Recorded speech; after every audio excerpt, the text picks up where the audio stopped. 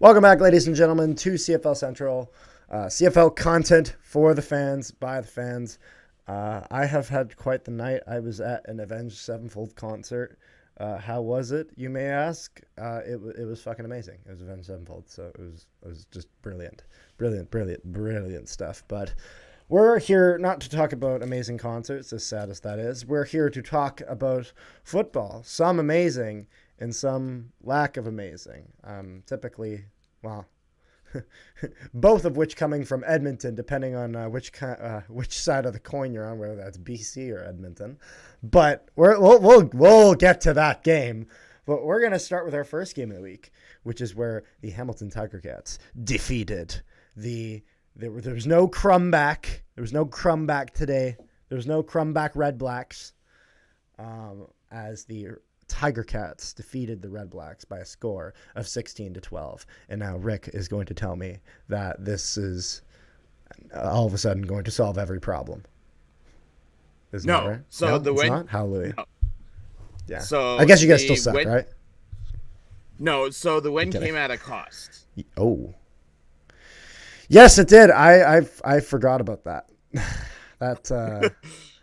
Yeah, that's a bit of a yikes. So we'll start it off with Mitchell went 3 for 3, beginning of the game. Next, there was lightning in the area, and it's like, okay, well, we're on a hot streak. Like, what the hell? Mother Nature, get your shit together. You're starting to piss me off. Exactly. What the hell? However, Mother Nature's a piece of shit. I will say, yeah, minus the 5 interceptions that he threw, I will put 3 of them on him. 3 of them were his fault. Yep. The other 2, the other people never caught them. It's kind of like Tim White had like a 50-50 ball that I'd say he could have gone for it, but he never did. Our running game was nowhere to be found. Yeah. Like, Butler had like 12 yards. Mind you, here is where things get interesting. Oh. So, where does it get interesting? So Hamilton, somehow our offensive line turns over the ball with Ottawa. Our offensive line recovers it.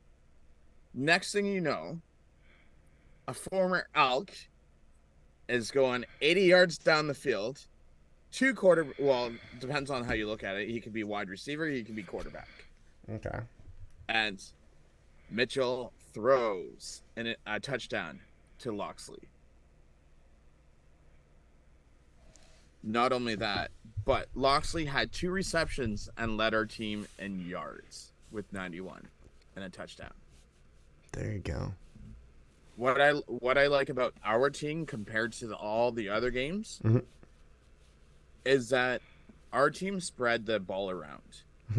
As in, we had 1, 2, 3, 4, 5, 6, 7, 8 receivers get the ball.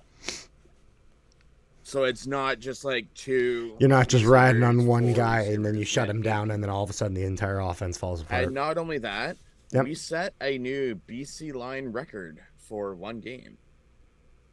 You set a new what record, sorry? And that is, we had sacked Mr. Crumb, not 1, not 2, not 5, 8 times. Jeez. It's and like an Alouettes game. He still got up after. Oh, and by the way, because I know you're into wrestling. Yes. I don't know if you watched the Ticat game or not, but Mr. Thurman pulled out an edge. Yes, I think I remember seeing, and he just speared the shit out of him. Like, it was like watching like Bill Goldberg. My goodness. just yeah. No, I did see that. I wasn't able to watch the game in its entirety. But I did see that, and I thought that was quite funny. So, is there anything really to add?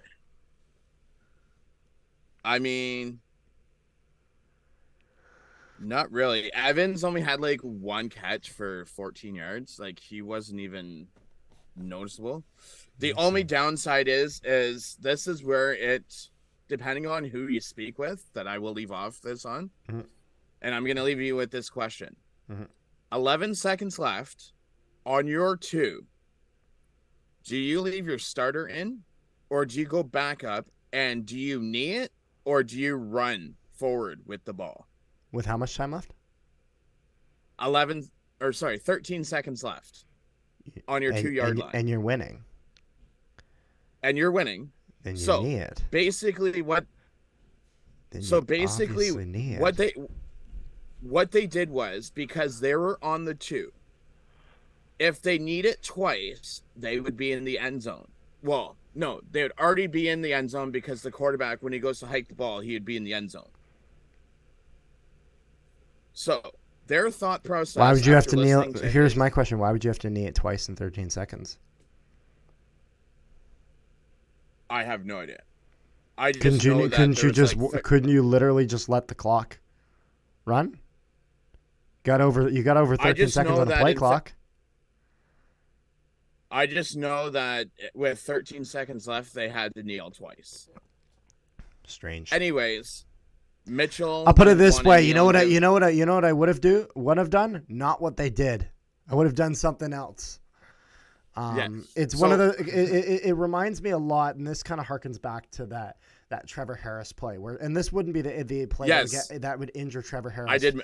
But this is very. I did much, mention that to you. Yeah, but this is very much of a Dickinson move. And I'm not even going to say the first name because I bet you both Dickinsons are dumb enough to make this move. In the sense of where you need to kill time. So you're going to have your quarterback draw back, going to kill some time, and then you're going to have him throw it out of bounds, throw it high, throw it long, have it, as long as possible before that whistle goes. So there's that. Yes. But the thing is that, do you trust a backup to throw the ball out of bounds? That's the question. And in the case of Saskatchewan, I've watched the Riders. Trust me, if there's anything I am confident that all their quarterbacks can do, it's throw out of bounds. And so you can take that as a chirp or a compliment. I don't know. But the point is that there's no reason that your starter would be in for that play. I just... It's not worth the risk. And I mean, especially in a season of where seemingly every quarterback on God's green earth is getting injured. I don't get it. But the Ticats would what was this? Long story short, he's only out for 6 weeks. He's not gone for the season. So he will be back. Yes, probably third week of September. I know, but it's not good that it's even at that. Because he was out for a while already. But I do understand that it's better than what it could have been.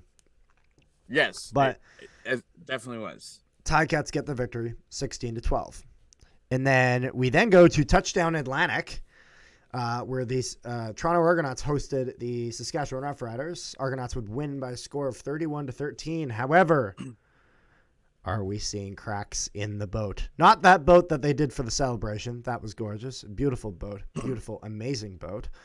I am talking about the boat that is the Chad Kelly boat. Because the Chad Kelly boat, as far as I'm concerned, I believe it was 13 for 21? And 122 yards. 122 yards? What was his touchdown interception ratio? 1-1. 1-1. So I wouldn't say this is kind of like an oh shit moment. I mean, you still won the game and you won it by decent margin at least. But it's one of those things where if you're a fan of basically about any other team, you get excited about the fact that, okay, well, if we can hold Chad Kelly to just over 100 yards or whatever it is, hold him under 200, then that's something you can work with at least. Even if it's something where he's not playing terrible, if you can at least kind of knock him down to size, it's one of those things where you can hope to be able to approach that in a lot better of a way. And Saskatchewan, I don't even know where So Saskatchewan I will anymore. Dickinson needs to go. It's just he doesn't have his team in it. He's not able to get the guys the way to play they need to play. And at the end of the day, that falls on coaching. I will put it this way. So Toronto had a kick return from Leakey. Yep. Or sorry, a punt return. Yes. They had a defense pick 6. So if you take those 14 points away, both quarterbacks only threw 1 touchdown each. The rest of it was kicking. And this is an important thing when we're talking about the cracks of Chad Kelly, because if you look at a score of 31-12, it can be a little bit deceiving. When the real question is, how many points did the offense of the Toronto Argonauts generate? And it's good that the defense is able to get some stuff for them. That's very important. That's an important skill to have, a valuable asset to your team. But when you're evaluating your offense, you have to take those away, because the thing is that it wasn't the offense that got the interception. It was the defense that got the interception and got that pick 6. So it's one of those things where the defensive play by the Argonauts kind of helped propped up that score a little bit in the game. So it'll be interesting to see as the weeks go by, as they their schedule begins to get a little tougher, how they manage with that. And so overall, not too bad. I mean, if you're the Argos, you're still winning. Still haven't lost yet. 31-13 victory over the Saskatchewan Roughriders. And now, ladies and gentlemen, the Edmonton Elks. They're 0-20 at home. They need a win. They need a win so that way they do not set the sole holder record for the worst professional sports team in North American history, with a record of 0-21 at home. I think it's one of those games where everyone needs to bring their A game. You need to make sure this game is close. You need to make sure you put up points. And of course, how do you do that? You put up absolutely fucking nothing. Oh my God. Oh my God. And then the audacity of Chris Jones. I think the offensive coordinator was the problem. Really, Chris? Really? Really? But the problem is that when you're the head coach and general manager, believe it or not, firing yourself is not the most popular option that is being presented to the table. Oh, boy. That, you know what the funny thing is that I was looking at it today. Oh, that's so bad. Not a single point. So all 3 of them are signed beyond this year. All 3 of who? So, the guy that was the offensive coordinator. Okay, coaching staff. Okay, McAdoo. When you say all 3, you're like, all 3 of what? Like, yeah, the coaching staff. Coaching staff. Okay. Yeah. So Chris Jones is still signed through next year till 2025. McAdoo's still signed, and Jackson is still signed. So they can't really afford to fire anyone, so they just move everything around. Yeah, so Jarius Jackson used to be the quarterback for BC back in the day. Yep. And now he's the offensive coordinator. The offensive coordinator's already said Cornelius is not the starting. Yeah, he's now at third string, and they're going to give the other 2 guys a running for it, see if someone can make a punch. And I mean, it makes sense. Cornelius, as much as that he really is not having a ton to work with, they need a quarterback who's able to still at least somewhat thrive under that. And so the funny thing that I will leave. The funny thing that I will say is, if they put Trey Ford in and he starts to win them games, Chris Ford's gonna look like an ass. Well, at this point, at this point you don't care about making anyone look like an ass. You're like, we just need wins. The Elks, they just need wins. Even away wins, they need any wins. They need something, because right now they have nothing. They have nothing to grab onto. They have nothing to celebrate. Nothing of like, okay, that was good. Let's build off that. There is none of that. And It, in a game where they need to be more clutch than ever, they didn't even score a field goal. if you want your team to look good, put them against Edmonton because that's what they did for Dane Evans, who had 330 passing yards. Yeah, and that's the thing as well is that as much as BC is an extremely formidable opponent, BC was a little bit handicapped with having Dane Evans in there of instead of Vernon Adams Jr. Dane Evans looked a lot better, and I've actually looked into this, and it turns out that the reason that Dane Evans struggled so much in Hamilton, and this is a rumor, and this is actually so apparently Dane Evans was actually had a ongoing little bit of a I'm trying to remember what kind of injury it was. It was it wasn't like a concussion, but it was some sort of injury that was affecting his focus that made it more difficult for him to read the play effectively like a quarterback should. You know what I mean? I couldn't remember exactly what the injury was, but apparently one of the systems that Dane Evans uses is that when he's doing his steps back, every step he does is a read. His first step back checks the receiver. Next step checks the next one. Next step checks the next one. Next step checks the next one. So because his brain and his steps were out of sync, that is the belief for why he was not able to perform the way he was in Hamilton. The thing is that whatever it was, I can't remember exactly what it was, because that has since recovered since going to BC, that injury that he was dealing with, he's no longer dealing with. That is most likely why we're releasing more success than we did from him in Hamilton. I'm tired. I mean, I'm sorry, considering it's been a late night. considering that he was seeing the shrink in Hamilton. Yep. I mean, considering he was getting better. That does make sense. No, but it's funny because when I heard about that, it was just kind of an interesting thing because I guess as a fan, it's so easy to be like, well, you're a quarterback, just throw to a guy who's open. But it's like, no, they have to read the play. They got to look at all their options, and then they got to throw to one. And the thing is that if you look at your first, second, third, and fourth option, by the time you look at your fourth, if you decide that your first option is the best one, your first option is going to look different than when you looked at him. You know what I mean? In the sense of he might have a defender on him now. He might have his route wouldn't have changed, but maybe he's changing pace in his route. For example, if he's running, say, a 15-yard dagger route where he's running 50 yards out, 15 yards forward, 15 yards in.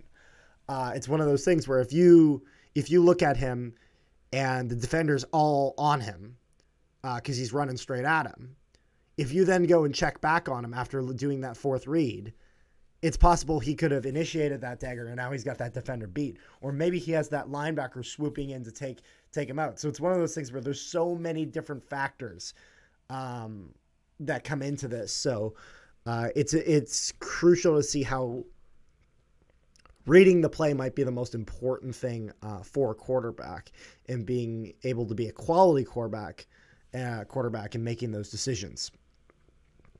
But overall, BC just ran over the Elks, a score of 27-0, and with the BC Lions defense coming up extremely clutch, where the Elks were in the red zone. They got a pick off that. I can't remember if it was a pick six or just a pick, but Elks in the red zone, not even able to get a field goal, absolutely nothing. They would finish this game with absolutely nothing by losing the Lions by a score of 27-0. And our last game of the week was a game where half of this game would actually be delayed due to weather because they had some lightning. But the Calgary Stampeders... Second time this year. Yes.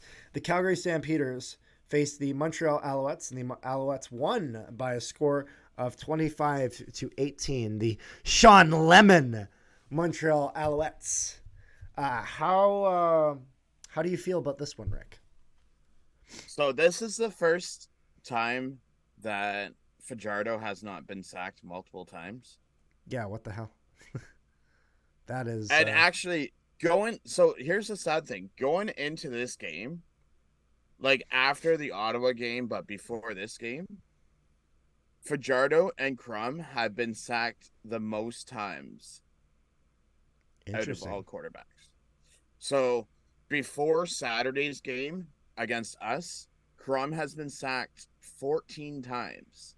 Oh wow. And then you add in on the 8, he's almost up there with Fajardo.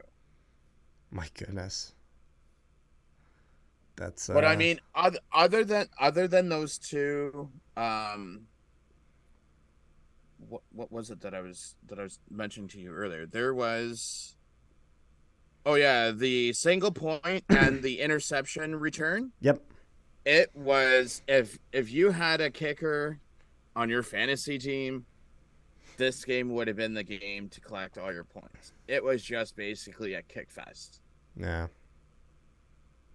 No quarterback had I touchdowns. will say from what I watched, it was a bit of a boring game. There wasn't it was a defensive minded game, which is honestly the offense has done pretty decent for Calgary. So if you're the Alouettes, probably a better way to go, especially considering that their offense really has not been able to get a real foothold on things. So bringing Sean Lemon in and trying to get the defense to at least get a grip of the game, and then hope that with Fajardo you're able to get enough on offense. Kind of, it makes sense in terms of, I guess, structuring your team in a way that you can at least win some games, and I guess see where that takes you. And then from there, you decide if you need to make some moves, make some roster improvements, reevaluate your roster and see where your issues are. And depending where your team is trending, if you're trending towards a playoff spot or trending towards a playoff spot where you think you might be able to go on a run, it makes sense maybe spending a little bit and investing on a player.